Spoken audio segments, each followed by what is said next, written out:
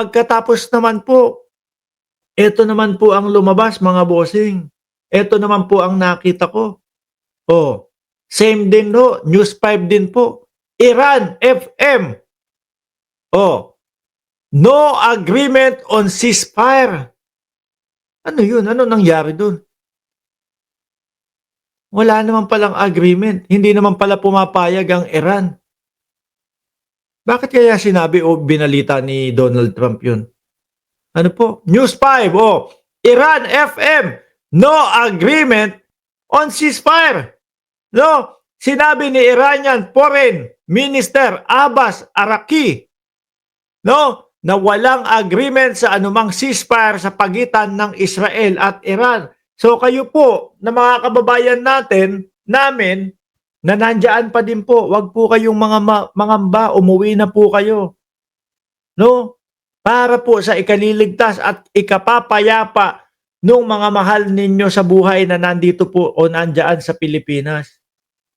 Tutulungan kayo ng gobyerno na makapag-umpisa, makapangabital o makapagnegosyo. Malay ninyo, nasa Pilipinas, ang inyong swerte.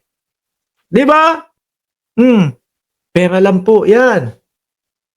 Kahit papaano po, at least buhay kayo, na uuwi, may pag-asa na yumaman. Di po ba? Wag niyong isipin yung pera. Ang isipin niyo po, buhay ninyo. Mas kawawa po yung mga mahal ninyo sa buhay kapag po kayo ay nadali dyan.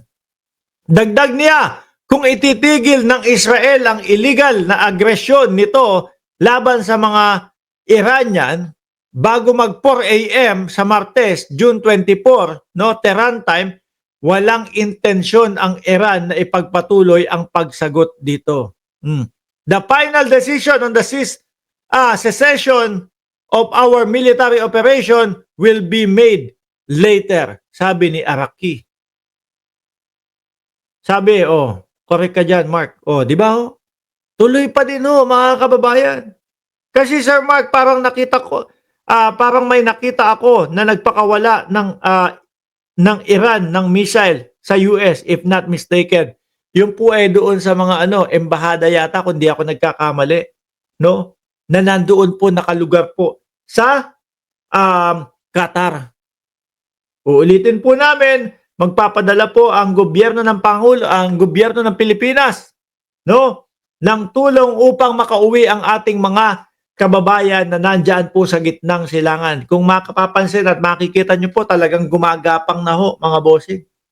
Pakalat ng pakalat po. At yung sinabi naman ni Donald Trump, mukhang walang kasiguraduhan dahil ito po sumasagot ang Iran na walang agreement na ceasefire na napag-usapan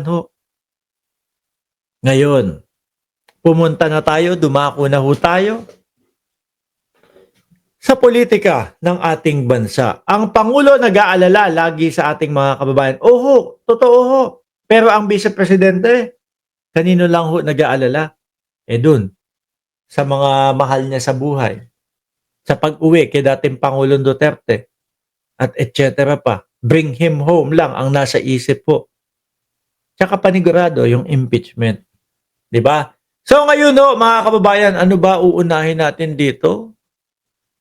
No? Nandito, iuwi si dating Pangulong Marcos, si dating Pangulong Duterte. Ngayon mga kababayan, dalihin muna natin itong si Carbonell.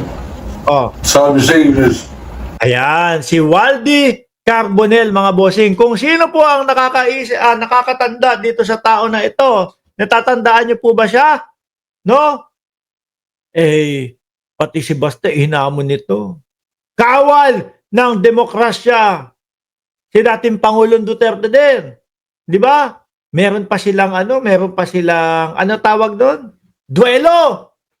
Pero sabi? Hindi dumating ang dating Pangulong Duterte. Hinamon si Baste. Hindi dumating din si Baste. Pang sampalan lang po si Baste, mga kababayan. Ay, hindi pala. Si Baste pala ay hindi naman din tumuloy doon sa sinasabi niyang sasampalin si General Torre, mga bossing. Pangarap kong makasampal ng isang general. Sasampalin si General Torre. Ayun, nagkita, nagkaharap, nagtutukan ho. Pero si Baste, may stiff neck yata nung araw na yon, hindi makalingon o hindi man lang makatitig kay General Torre. Nandiyan na po si Jas Monet, palakpakan po natin sabay-sabay. Pakinggan po natin si Kawaldi Carbonel, mga bossing. Naku po, Robin Padilla, magtago ka, magdadala ng sulo ito. oh, Aba, yan pong pagsang-ayon sa sariling batas na mga urakot, oh. sabi sa English, ay dapat may accountability. Sa Tagalog, dapat ay may pananagutan o pasagutan. Dapat naman ho talaga. Kaya lang ayaw ng mga DDS, ayaw ho ng mga kasulid, mga kababayan. Bakit? Kasi po idol nila yung mga nakaupo na yan. Bakit naman nila naging idol? Kasi mga palamura. Matatapang sa kanila kapag ka nagmura. Oh. Diba? Puto na yung galera. Pag nagganon ang dating Pangulong Duterte, asahan niyo po yung mga DDS. Naku po, Duterte! Duterte! Sigawan na po yung mga yan. Idol nila. Kaya ang gusto nila, wag matuloy ang impeachment. Hindi nila alam kung totoo na nagnakaw ng pera ng kaban ng bayan ang vice-presidente. Pati sila ay biktima. Di ba? Pati sila biktima. Bakit kanyo? Pati lahat naman tayong mamamayang Pilipino eh. Basta gumastos ka sa Pilipinas, nagbayad ka or kung ano man, may tax yan. Di ba? Tuloy. Buting sang-ayon sa batas.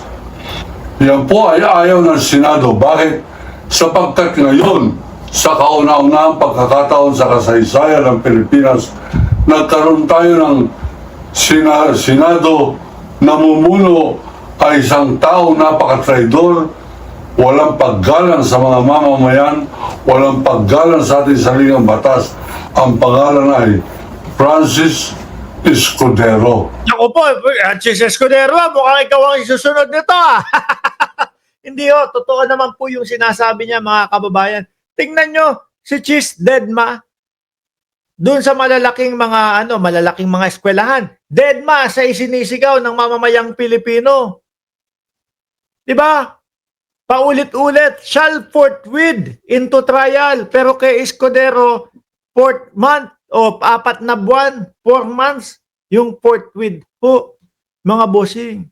Sabi nga po, kapag ka hindi nakasulat dyan, ibig sabihin, hindi kasali. No? Wala naman pong remand na nakasulat sa konstitusyon ng Pilipinas.